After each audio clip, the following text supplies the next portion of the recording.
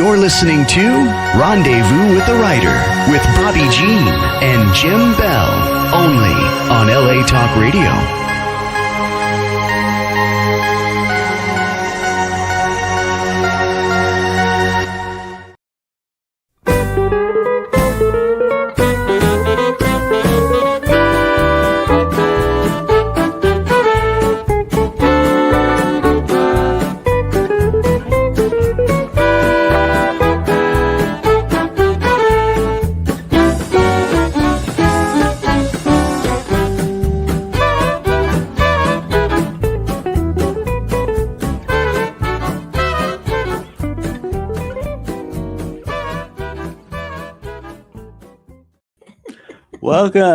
Welcome to Rendezvous with the Writer, where readers and writers meet.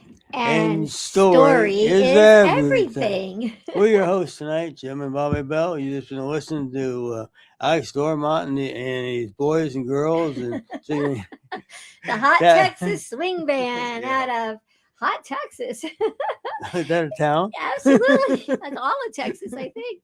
We are so delighted that you're joining us tonight. This is episode 172. If you're catching this later or you want to repeat and catch it again. And we're just so happy to have you with us. Jim, where are we broadcasting from tonight? Well, I'll tell you. We are broadcasting from a tour bus with nationally acclaimed country singer Olivia Harms and her band, the Roadrunners. We just left Northern California, heading for Austin, Texas. We're doing 21 shows in 20 days. It's going to be a hoot. Hey, let's look for Olivia. Let's call her. Olivia, are you on the bus? Hello, welcome, Olivia. We're delighted to have you with us. Are you hearing us okay? No, it's not. Olivia, are you there? Hello, Olivia. Are you there? Oh. She was there. She was there. We didn't have any trouble a moment ago. Olivia, could you exit the studio and come back in to the StreamYard link? Maybe?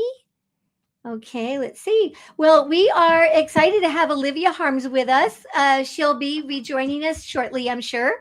We've known Olivia for a number of years. A long time. And she's an amazing singer-songwriter. We'll be talking a bit about the songwriting process tonight. We'll be hearing some of her music. We're hoping that she's able to click back in and rejoin us. Do you have a first memory of here she is again? Olivia, can you hear us now? I don't know what happened. All of a sudden I was in the silence, but now I'm back. We don't either. It must be that snow that you had today in Northern California. The air is all confused. Anyway, we're delighted to have you with us. This is live and things happen out there, we know, right? Things can happen live when you're performing. I'm sure you've had all kinds of weird glitches. So you always have to be ready to kind of power through anything. So I am used to it. You just keep on rolling. Yeah. Well, we were saying that we were on your tour bus with you. And we were heading from Northern California to Austin, Texas, and we were going to look for you on the bus. So imagine that we're all together on your tour bus tonight. I love it. That sounds perfect. So let's see, Jim, do you want to give us a little bit of background on Olivia? We will. We got a little bio here. Olivia Harms was born into Western music royalty. But the rhinestone cowgirl has stepped out on her own to craft a sound that's equally part Texas, Bakersfield, and Nashville country. The daughter of Western Music Hall of Fame member Joni Harms, Olivia grew up on a 150-year-old ranch in Canby, Oregon, and made her first appearance on stage when she was 2 days old. Can you believe that? Today, Olivia has found a niche genre, playing music for Western lifestyle and honky-tonk lovers. She has been recognized for her hard work and perseverance to stay true to herself and play music that is authentic to her. In March of 2022, Olivia was honored to be in Cowgirl Magazine's third class of 30 Under 30. Yeah. Very good. Congrats. Well, thank you. Yeah. Well, this is just so fun. We both have memories of kind of seeing you with your mom over the years, and just so delighted when you released the Rhinestone Cowgirl album. We were so excited for that project. So thank you for joining us tonight. We know you are a very busy woman with touring and writing and all that you do. So thank you for sitting down with us tonight. Oh, it's my pleasure. Thank you guys so much for having me. I'm tickled to be here. You know, 2 days. Nobody makes a stage present in 2 days. What happened? How did they I go don't about know, Jim. I guess that's what happens when you have a musical mama, 2 days on the ground and right out of the chute, you're on to your first show. it? So tell us a little bit more about your early years and growing up on the family property, and just give us a little bit of more background, Olivia. Yeah, so I mean, you guys know how it started, and that is kind of a very popular story that I'm always so proud to share. Is that I really think I might have gotten my start so much sooner than most musicians. Usually they'll say even on the early side of 3 or 4, but not many of them can say 2 days. So I've got a little bit of an edge when it comes to that. But I really did just grow up on the road with my mom. So I frequently get the question, "Do you remember your very first time when you sang on stage, or do you have your first memory of what song you might have performed?" And I can't. I don't really remember. I mean, there's a few maybe, but I couldn't tell you which came first because I just always was part of my childhood. I think one of the first songs I learned to perform on stage might have been "I Want to Be a Cowboy Sweetheart," which is a classic. We love that one. But yeah, I just always knew that it was something that I loved. I loved making people smile. I really loved making them happy. And I also loved watching my mom do that, and growing up and watching so many people come up at the end of a show and say, "Joni, oh my gosh, your song that you wrote really helped us through a difficult Mm, time. And I couldn't have Okay. gotten through this family loss without you," or "This song really makes me look back on a memory." Just all those things that you can watch music do for other people. And it was kind of a done deal for me that I really wanted to try to do that and carry on that light and make people happy and bring joy through music, because it's just such a wonderful thing that I've been able to watch through the years. So yeah. I'm thankful now I get to call it my job. That's Well, great. We used to run into you and your mom, or maybe just you, or maybe just your mom, in Denver for that Western yeah. Stock Association trade show. Yeah, that was always fun. Eli Yeah. Barcy too. We would see one or the other or both of you. I told Bobby, I said, you know, I sort of remember you singing a song with your mom when you were I thought you were about 10. But yeah, So I'm trying to figure out, would that have been in Denver, or where was that? and it was Yeah. more years than we can.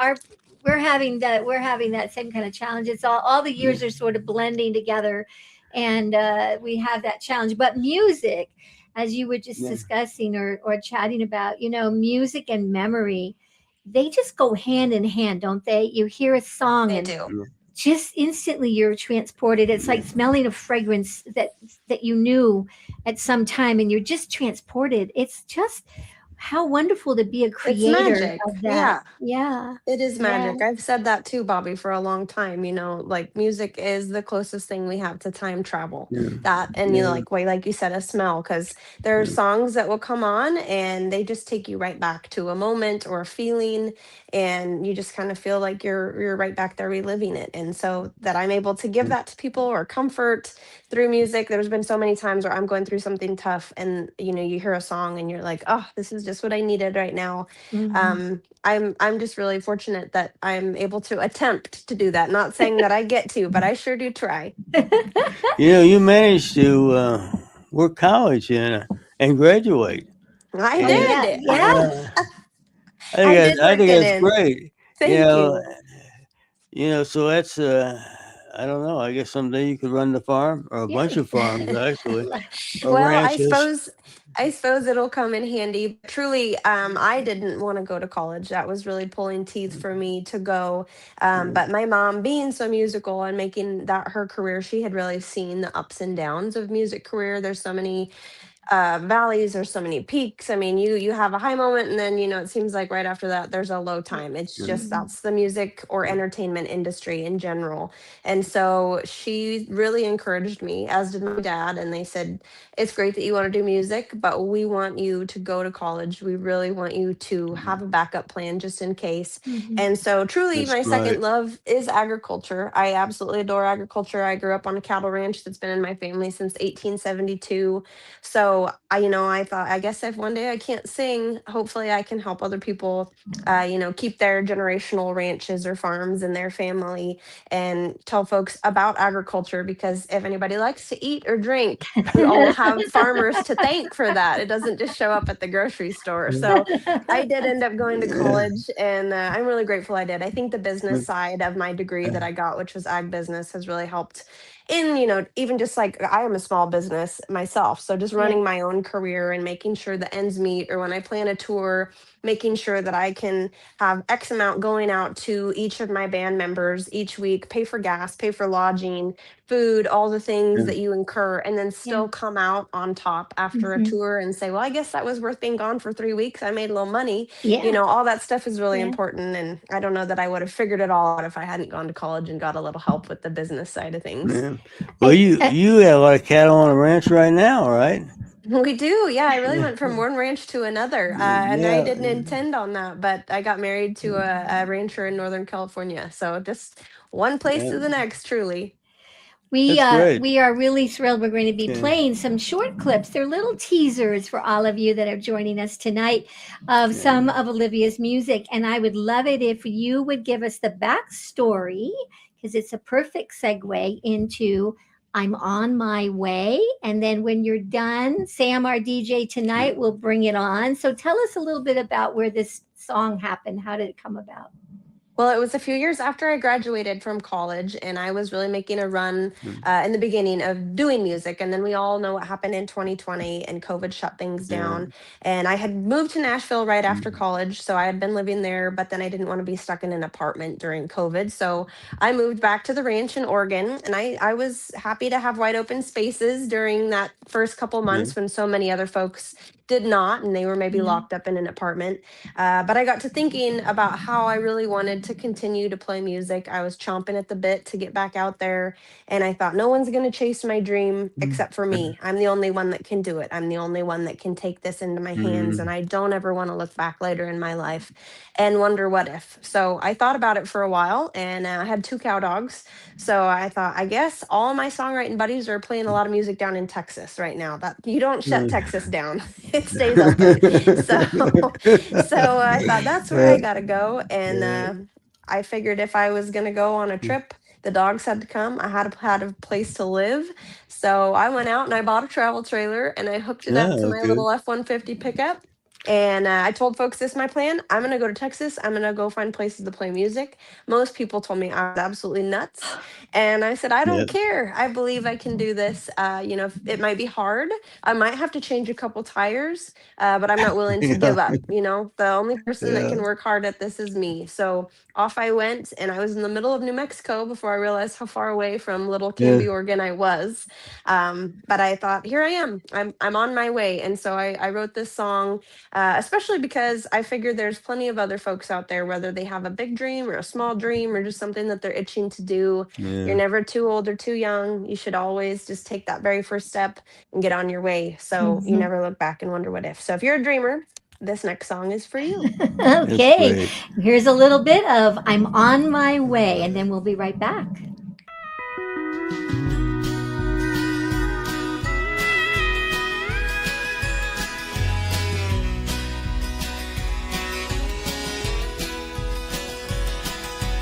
Dreamed about those bright lights, wondered what it feel like.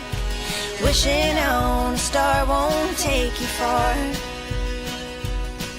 Played every place in this small town, from the coffee house to the fairgrounds, till I set out on my own. I was born to roam. Don't matter what they say, I'm on my way. I'm gonna try, spread my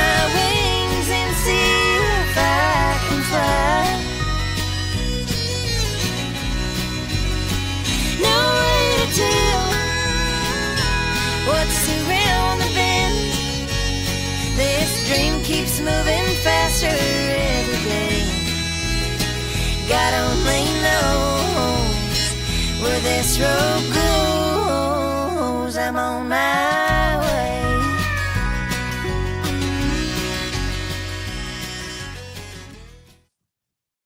Welcome back. Welcome back to Rendezvous with the Writer with country recording artist extraordinaire Olivia Harms. Well, Oh, thank that you. sounded so fabulous. That was, Oh, was a you're great, so sweet. Thank that was you. a great song. Oh, that's wow. That's just such a great song. You know, we're starting to talk about touring a little bit. So you were touring by yourself. You hadn't even lined up a gig. You just driving west or east You of know, maybe. yeah, I might have found like a couple, and I was like, well, we'll fill in the gaps. But truly, for a long time, I even like when I was driving the trailer around, I didn't have a booking agent. I didn't have someone out there Yeah. kind of being a woodpecker for me, bothering folks, and it was all on me. So I'd have to go through and Google or find other venues in Texas and then pester the crap out of them and hope that maybe they'd try to hire me.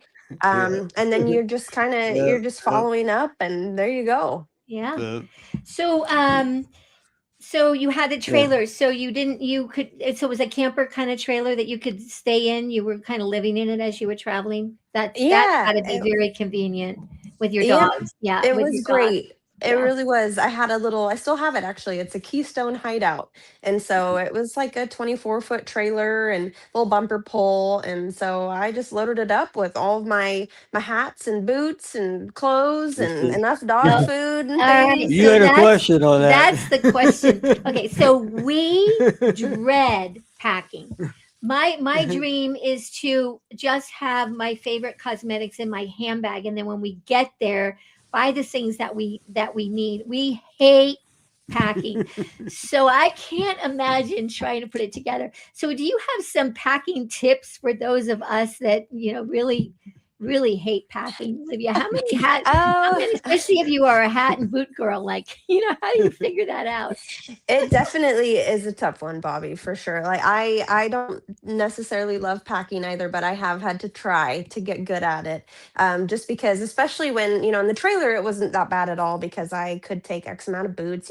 I used most of the kitchen storage for my boots in my travel trailer. Honestly, I had a cupboard above the couch that was filled with boots, and then like the side was filled with purses and jewelry and stuff. I mean, it was very little food.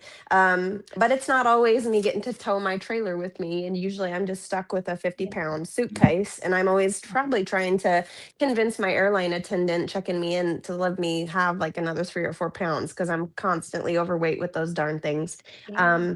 But the packing for a couple weeks out of one bag can definitely be a challenge. I mean, especially when you're going, summer tours in Montana and Wyoming. The weather you think might be nice, but you could still get snow. So you kind of have to have a little bit of everything so you can be warm enough. So I've found, like having a good warm jean jacket is always a go to. And then I think the easiest thing I've found for my packing is I usually choose kind of a color scheme. So I usually say, all right, I'm going to have a lot of neutrals, or this one I'm going to have like pops of pink, and I choose a lot of pink things or baby blue and then work that all in. And that way I can use 1 or 2 pairs of boots and one hat with the same color scheme, but Yeah. it's still never easy. Very good tip. Very good tip. How long did you go solo before you started adding a band member or two or three, or how did that play out? Yeah, I mean, I suppose you could say that I've been going solo on and off since 2 days old, because some of my first performances were really on my own. And I had some band performances after high school and while I, played a little bit here and there through college. But I would say when I really started pursuing music full time was probably 2017, 2018, as soon as I was done with college, and had a couple years where it was mostly solo because that's the easiest way to book yourself when you're traveling around, or even in Nashville, or just little spots here and there. They can almost always make room for a singer and her guitar, where sometimes a full band, they have a harder time accommodating. And Yeah. so it was probably a good 3 or 4 years before I really started getting recognized that I had a band. And then people would say, "Oh, you have a band?" I'm like, "Yes, I have a band." Oh, we always can have a good to band, use. yeah. Oh, that's so fun. We're going to take a very quick break. We're going to step away for just a moment to share some news from our sponsors, Blue Cottage Agency and Clicks by Madison.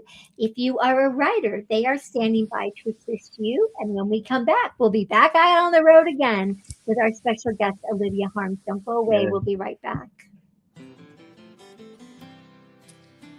Authors, welcome home. Every author needs a website, a home base for their brand. Professionally showcase your books and brand with a custom website landing page starting at $369. BlueBookshelf.com. It's a great feeling to be home. Contact the Blue Cottage team today to get started. Welcome back to Rendezvous with the Writer. We're talking special guest Olivia Harms. You know, we were talking the other night about house concerts, and sometimes house concerts are kind of, that's not my special gig, but it's okay as a filler.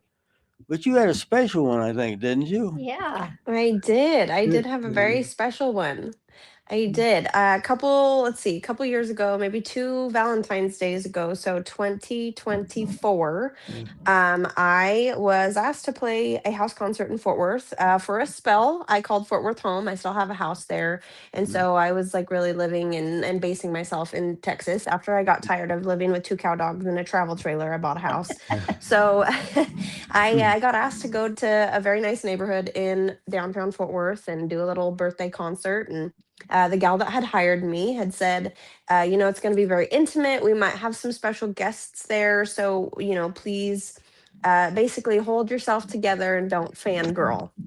And I said, okay, sure. Yeah. I've grown up around lots of different people, so I can definitely keep it together. Don't worry. I'll be very professional. And so I got there and she said, I'm going to have you set up right in front of the fireplace. There's about 8 guests. And we're going to get done with dinner, and we'd like you to play 30 or 40 minutes. And I thought, well, that sounds great. I can do that. Easy peasy. And so I set up and guests start rolling in. And one of the 4 couples was Nick and Taylor Sheridan, who you might know from the wonderful show Yellowstone. And I thought, wow, this is neat. What an interesting opportunity. And I definitely did not jump to the conclusion, oh my gosh, I'm in Taylor Sheridan's presence. He's going to want me for a show. I've been in this business for a really long time, and I am not that naive to just think, oh, I'm in his presence, he's going to like me. Because that is not how it goes. So I did my 30, 40 minutes. I played, and I thought that was a cool night. What a neat opportunity. I shook his hand, said, it's nice to meet you. And I went on my way. And about, I guess, 8 or 9 months after that, I had got a call from the gal that hired me, and I was just sitting on my couch doing the less glamorous part of my job, still trying to convince people to book me, putting tours together, following up on emails, all those things. And it was just a little cold December afternoon, and she called me and I answered, and she said, well, we did some small talk, and I thought, why is she calling me? There's got to be something to it. She can't just be calling to wish me Merry Christmas. There's got to be something. So eventually she says, Taylor Sheridan would like your number, and I was hoping you'd allow me to give it to him. And I thought, well, yeah, of course you can give it to him. Goodness. So she did. And within 5 minutes, he called, and his casting producer was in touch with me. And he said, look, we're putting together this new show with Blake Shelton, and I would really like you to be a part of it. I was wondering if you'd be curious. It's called The Road. That's really all the information I had, except that they're going to take musicians to be an opener for a headliner. And we're really going to go on tour from one venue to the next, just like you do on a real life tour. And by the end of the day, I had done an hour Zoom interview with the casting producer, like a whirlwind of a day. And I got off the call and I thought, wow, what a strange day. And I called my husband and I said, hope your day is going good. I might be on a TV show. I'll fill you in when you get home. So crazy. Oh my goodness. That's good. So let's see. One of the things about that show that seemed really unique was the all of you that were participating, you could play your own music. You didn't have to stick with whatever the TV show. And I think I don't know enough about The Voice or American Idol to know, but it seems like you were actually able to play your own music. So Yeah. tell us a little bit about that. And at the same time, set up Hey There Cowboy, because DJ Sam will play that in just a moment. Tell us about that. Absolutely. So, really, that was the main part of the pitch of the show that got me interested. Is they said artists are going to be able to play their originals, and I had been approached by American Idol and The Voice before, and that's why I chose not to. Is there's no shame in those shows. I think they're a wonderful platform for artists to get out there.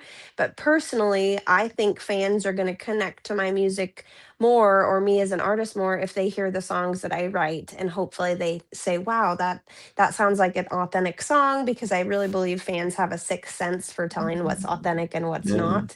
And so I was sold, along with the idea of fans getting to see what it's like for musicians on the road, like in real life. That's something that has not been done before. Right. And all too often, and I love my job, and I'm so grateful that I get to have it. But there's all too often people just think that it's like all sunshine and rainbows on the road, and that you never have airplane delays, that you never sleep in the worst hotel room of your life, that you never, are crying before a show because you miss your friends or your husband and your family, or going through a hard time, and then have to just get it together and go out there because you have to put a smile on your face, because that's what people Mhm. came to see. So to have the behind the scenes of the road was really intriguing to me, and I thought that would be a really great way for people to get to know me better as an artist, the real me, because I try to be as authentic as I can and bring that to their TV screen. So for the second episode, I was really excited to play "Hey There Cowboy," which was a song that I wrote from going to many rodeos, playing at many rodeos, and hearing a lot of really weird pickup lines used on all my friends. So I finally thought, we'll just write a song, like we're gonna say hi to a cowboy, and it went over really well. I got to play that in Dallas, and I guess now Sam's gonna play it for you. And if you ever need a pickup Yeah. line, here you go. Yeah. Yeah. Here's a Yes. single. Hey There Cowboy. Here we go.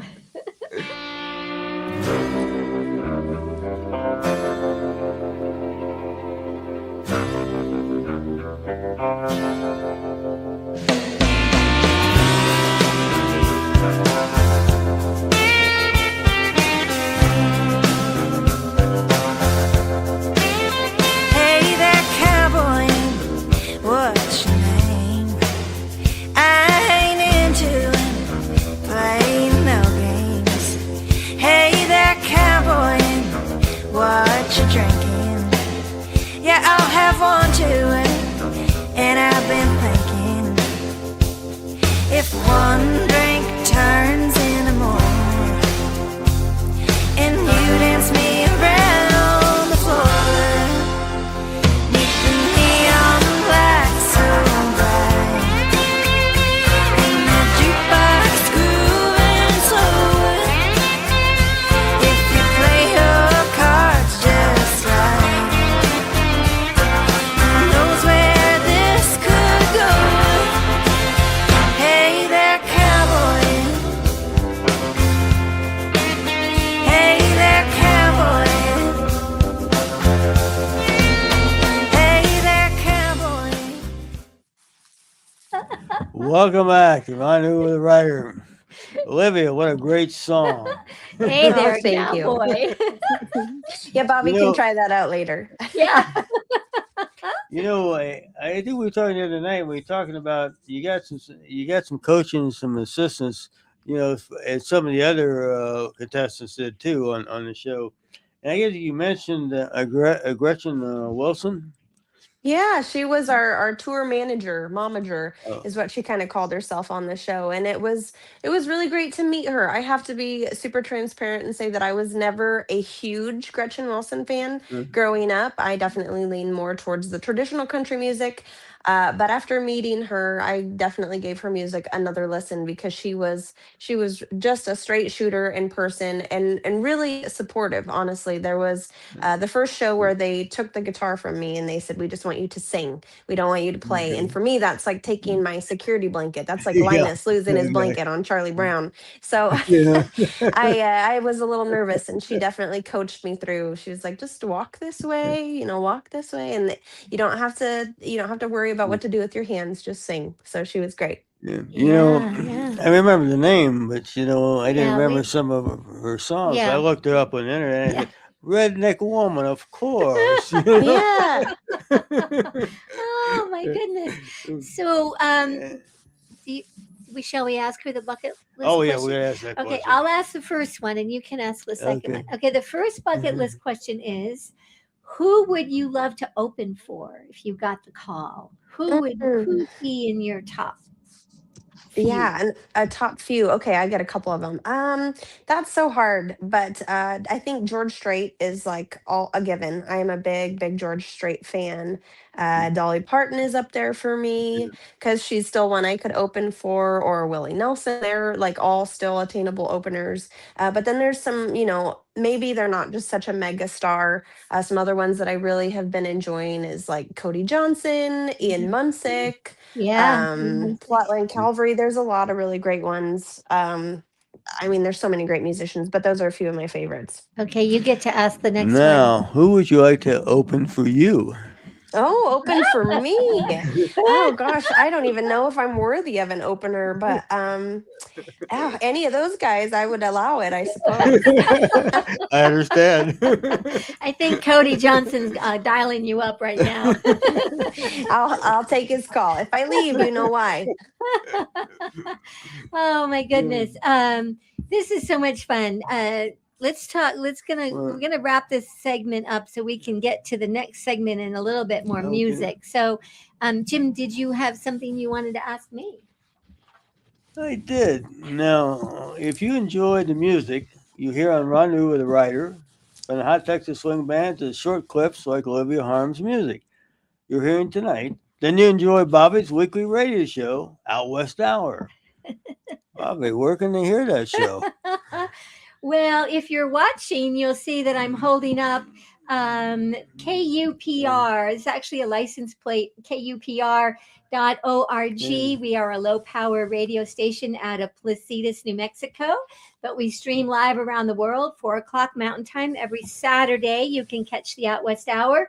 And then, of course, I do put it up on Mixcloud, and you can listen. Just go to Mixcloud and look for it, the Out West Hour, or go to the KUPR.org and into the archive. So we have a heart for music just as we do the written word. And that's another reason we're so delighted to be sharing this time with Olivia tonight. Let's see. Are we ready for songwriting? Yeah, we're going to move into songwriting, Miss Olivia. So let's talk a little bit about songwriting, maybe what inspires you and a little about your process, however you want to kind of get into this topic. For sure. I can't remember my first day's songwriting, but I do remember that my mom used to say if she ever wondered where I was on the property, she just had to stand outside and listen, because I was usually writing a song about my horse or feeding the cows or my dog or whatever. I was always singing and like writing about everyday life and what I was going through. So I guess I really started at a young age, and then Santa Claus brought me my guitar when I was 6. So I started learning how to play guitar. And as funny as it sounds, I definitely had such a wonderful teacher as a mother, but I never really wanted her insight or her help or opinion. I always was kind of stubborn and wanted to do it myself. I knew she was there if I needed it, but I didn't go to her for as much help and teaching as one might imagine. I really was stuck on like figuring it out and kind of blazing my own trail. And so I remember one of the very first songs that I was proud of writing and completed. I'd worked on a few days after school, and I thought, well, if I'm going to be a musician, I probably should have a song about where I'm from. And I'm proud to be from a little town in Oregon called Canby. And so I thought, well, that could maybe like I could work on a play on words on that. And so I worked on it, and I probably had a couple days under my belt. And finally, I thought I had it wrapped up. And I went downstairs to my mom's office and I said, "Hey, I have a new song I wrote and I'd really like to play it for you." And she said, "Of course, come on in." And so I sat down and I played it, and I was getting through it, and I thought, okay, I'm going to get to the end and she's probably going to have a critique or like some advice for the song or some kind of suggestion. And instead, she just looked at me and said that she wished that she would have thought of the hook first. So I took that as a really big Yeah, compliment, and I exactly. guess just kind of kept Yeah, writing from there. And I've found that there's a lot of different ways to yeah, songwrite, but my baseline is always that it's authentic. It's coming from a real place. Just because I could write a song about skateboarding doesn't mean I'm going to do it because I wouldn't know the first thing about it. But I write about what I know, yeah. and Okay, I think it should come from a real place. that's a great I answer. think that you know a Yeah. lot about ranching, farming, horses, and rodeos.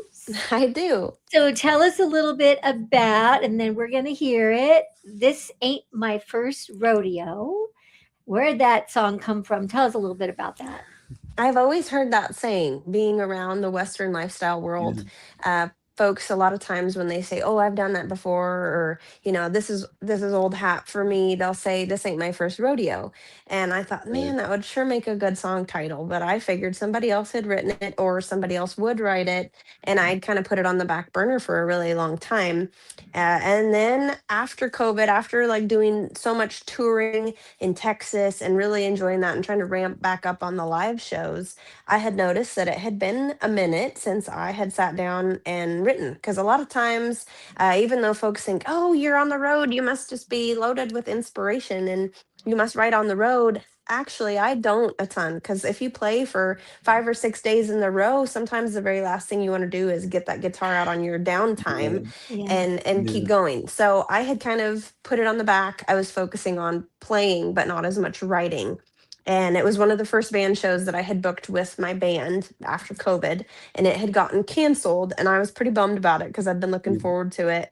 And the boys were all out doing whatever boys do with their day off. But I was bummed sitting in a hotel room. And, what do girls do when things go wrong? Well, they typically call mama. So I did. And she, of course, said, "Well, why don't you write? You should take this afternoon that you were going to be playing a gig and you should sit down and you should write."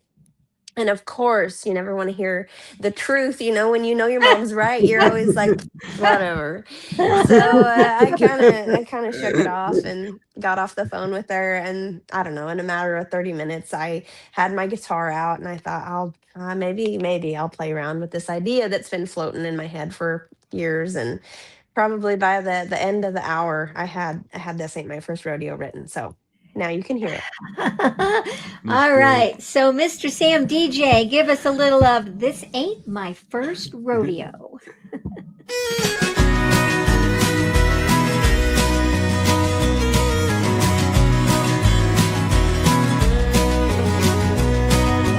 This little lady was born to run,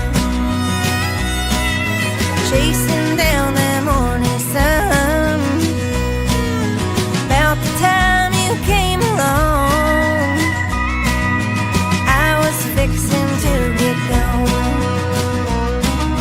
Sorry, it's gotta be this way. Maybe I'll come back one day. This ain't my first rodeo. Have a good running when it's time to go. I'll leave you in a crowd of dust, driving off in my pickup truck. Darling, don't try to tie me down. Won't be long, I'm leaving town. I break hearts, baby, don't you know? This ain't my first rodeo.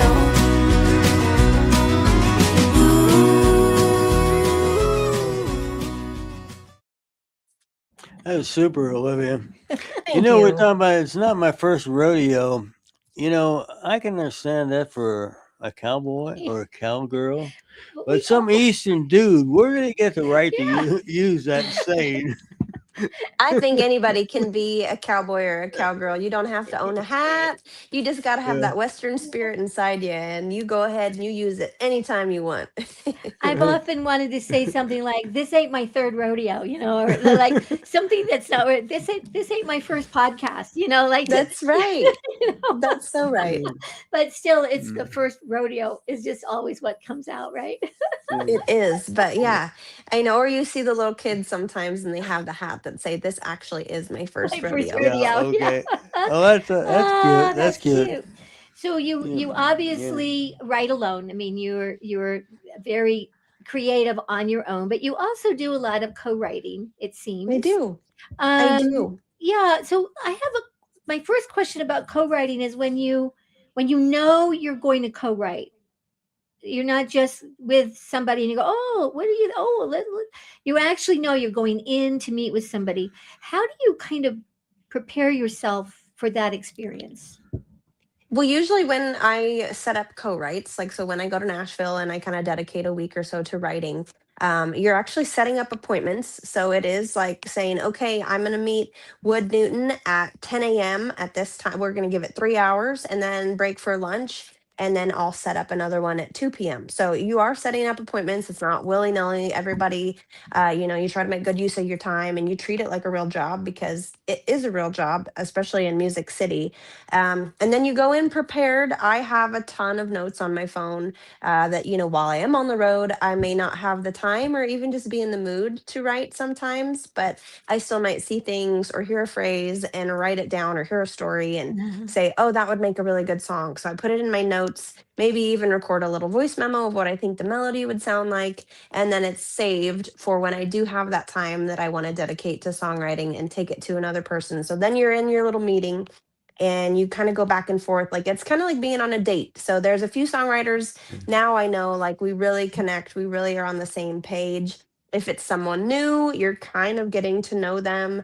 You're a little bit more vulnerable, kind of like you don't want to shoot their ideas down, hoping that they don't, say yours are bad, things like that. But then you finally land on an idea and you say, let's write that one. And then you get to work. And hopefully by the end of the 3 hours or so, you have a song.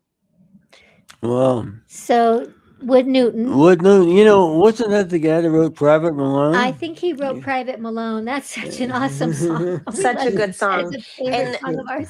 Oh, it's a great song. And just for like a counter story, Wood said that song took like 4 or 5 writing sessions. So sometimes you don't just get it one and done. Sometimes you say, wow, this is a heck of a chorus. And we know this is going to be such a strong song, but it's just not coming to you. And you take, 4 or 5 or as many sessions as it takes to finally get the song done. And Wood said that was one of them that was kind of a long, craftfully mastered song where some of them just fall out of the sky. Yeah. So you and Wood Newton, who we were just talking about, you wrote Kiddie Pool. Tell us about Kiddie Pool, and then Mr. DJ is going to play it for us. I listened to that one about 12 times in a row in the car, just so I got the whole We gist still have of a it. CD player in our car. Yay, Yeah, we have an old car. Yay. Oh, bless you for having a CD player. I swear those things are going out of style, but I'm glad you have one. Yeah. So tell us about Kiddie Pool. I grew up loving Jolene, as I kind of like mentioned through saying Dolly Parton, and that was one of the first songs I learned to cover. And I always love playing it. It's a great song. But then I started thinking, okay, what if Jolene takes my man? Then what am I going to do? I probably wouldn't want him anyways. If he's going to run off and he doesn't want to stick around, that's not something that you want to keep around. So young ladies, listen up. If he's going to take off, you don't want him anyways. You're better off without him. You're Same gonna goes for the Jolene, fellas. yeah. Amen. But I thought, well, I've got my 2 cow dogs and I really love wine. And if it was nice weather, if it's like a Northern California day where it's not snowing, then I'll maybe get my kiddie pool out and get the garden hose filler up and I'll sit out there and I'd say, adios, buddy. You have a wonderful time at Jolene, but don't bother coming back around here. So I had this idea floating around. I brought it into Wood when we had our songwriter meetup and he said, I love it. So we wrote it. Okay. And this is how it turned out. All right, here we go. Kiddie Pool.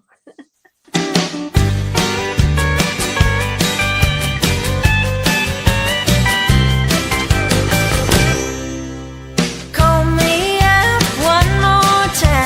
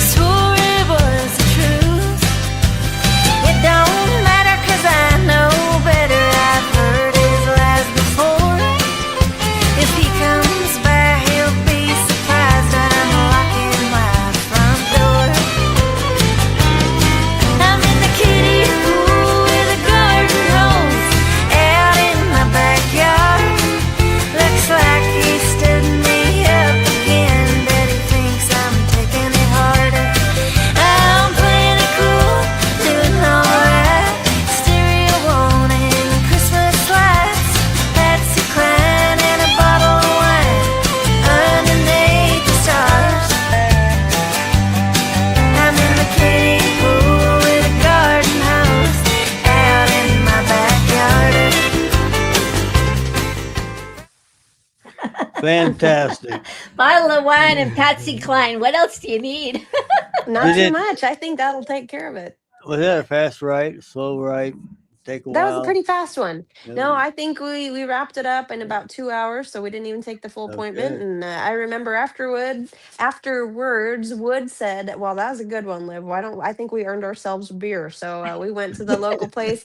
Even though I like wine, sometimes the local pubs you can't trust them for a glass of wine. So I think I remember having a beer to celebrate. But Okay. he was pretty Oh, excited, which meant a lot because he's a great oh, songwriter. oh. That's great. I'm looking at time, and Sam, if you're listening, we just want to go right to the last one that we were hoping we could fit in, Yeah. Sent from Above. And when we come back, Liv, you can tell us the story behind it. But if you have it, Sam, Sent from Let's go Above. for it. Let's see.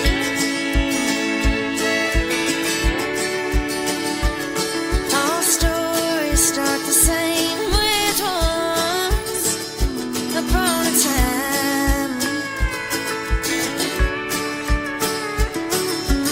You asked me to dance on a starry August night. One look in your eyes and I knew you were the one. I've known for quite a while that our journey has just begun.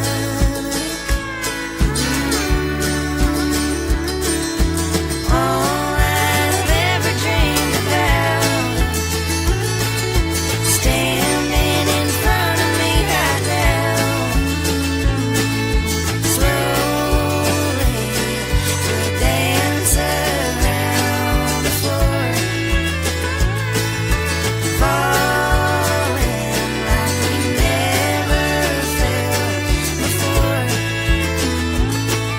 You don't just find this kind of love. There's got to be something sent from above.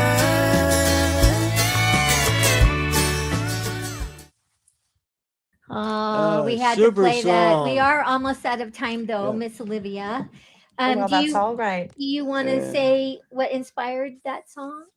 I can, yeah. It's a story about my husband, and so sometime if you ever want to hear the whole story of how I met my husband, I have like some little links and reels and stuff on that, like on Instagram and Facebook. So that's also a good place to follow me if you ever want to come catch a live show and hear the full version of a song. I'll be touring around, and hopefully I'll get to see you guys in Santa Clarita, which is coming up. Yes, But yes. it's We been will see so you fun. So there. thank you. Yeah. We're Yeah, I can't going. wait. We're going just to see you. Yeah. Well, There you that's what go. I like to hear, Bobby. So, where would be a good spot for people to go to find you? Website or Yeah, website oliviaharms.com. I didn't want to trick anyone, so it's pretty easy to find. And all social media, if you want to listen to some of those songs, they're on Spotify, Apple Music, or you can go get yourself a hard copy on the website. I sell merch, so if you still have a CD player, go on. yeah. Jim, do you have a little quote? Did we have a quote? Yeah, we have a couple quotes. Let's Okay, just, quickly. yeah, you had an interview with Canvas Rebel, Magazine. and she asked the question, "What do you want to be remembered for?" And you replied, "Music connects people on a higher level than anything else. So I hope my legacy can be writing music that helps others, sheds a positive light on the hard times in life, and leaves a memorable impression." And then I just had this little thing I picked up from Chris Christopherson. He's introducing his song, Me and Bobby McGee. And he says, if it sounds country, man, that's what it is. It's a country song. I love it. Oh, thank you so much, Olivia Harms, for being with us tonight, the original Rhinestone Cowgirl. We're so fun to have you. We want to say a special thank you to DJ and LA Talk Radio owner, and now in his 18th year with LA Talk Radio, Sam Hassan, and Blue Cottage Agency, Clicks by Madison, Alex Dormont, and the Hot Texas Swing Band. And next week, come on back, and we'll be talking with author Clarissa Willis about her story, her book, Carrie Ingalls, The Forgotten Sister, and this is sure to be another really delightful, engaging rendezvous. Do you have a final comment? As we always say, it's always a great day out west. Keep writing, Miss Olivia, and we'll keep listening. I appreciate it. Thank you guys. Thank We'll you. see you down the trail. See you in Santa Clarita. Yeah. Looking forward to Bye-bye. it.